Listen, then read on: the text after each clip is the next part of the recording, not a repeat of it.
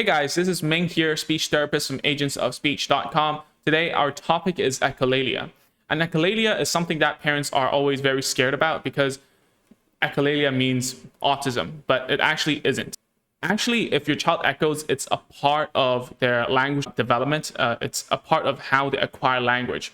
And in fact, typically developing children use it as a way to imitate us and learn language, practice it, and so on and so forth. Yes, actually, echolalia sometimes can be associated with autism, and we'll talk about it in a bit.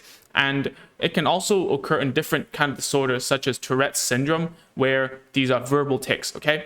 And there are two types of echolalia. Number one is immediate echolalia. The second one is delayed echolalia. The first one, immediate echolalia, means your child immediately echoes what you just said, okay? People would describe the children as parrots if your child has this immediate echolalia, which begs the question of whether the child actually understands you or they're just basically saying back the same sound to you, right?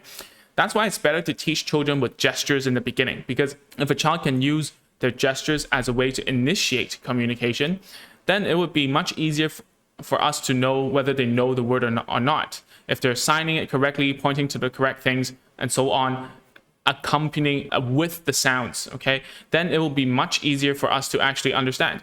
All right, so this is also common when a child has verbal tics, those who are on with Tourette's syndrome. And I've seen it when I was a child. There was a kid on my school bus who had Tourette's, and every time that I said something or we said something, he would say it one more time in a lower voice that he knows he's doing it, but he's trying to suppress it. And when he's saying it softly, it's like as if he's rehearsing it or something, right? And we didn't find it very strange, to be honest. No one bullied him or anything about it, but it does happen to children outside of the spectrum, and even typically developing children do have it. You know, if you have ever seen like a 3-year-old who can speak very well, if you say something, they tend to catch on to what you're saying very quickly, and that's because they've been like practicing by imitating you, right? Okay, let's talk about delayed echolalia, and this is something what a lot of people call scripting, right? Remembering something from a few minutes back or a day before, or maybe like 2 weeks before, where they've seen something very interesting. It's very funny as a video or a YouTube video, whatever, and they learned it, and now they are rehearsing it and scripting it as if they're trying to remember and rehearse it, right? So all these immediate and delayed echolalia, they do happen with typically developing children, all right?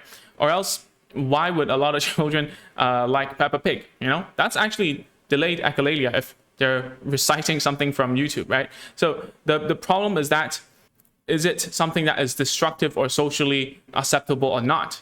Okay, so if it's something that is socially unacceptable, meaning it's getting annoying, it's not something that should be doing at that point in time, then yeah, maybe we should intervene, okay? But otherwise, it helps language acquisition, okay? Echolalia is something that is argued to help, okay? Verbal imitation is a pre-linguistic skill. When we're learning a new language, the first things we do is to imitate what our teachers say.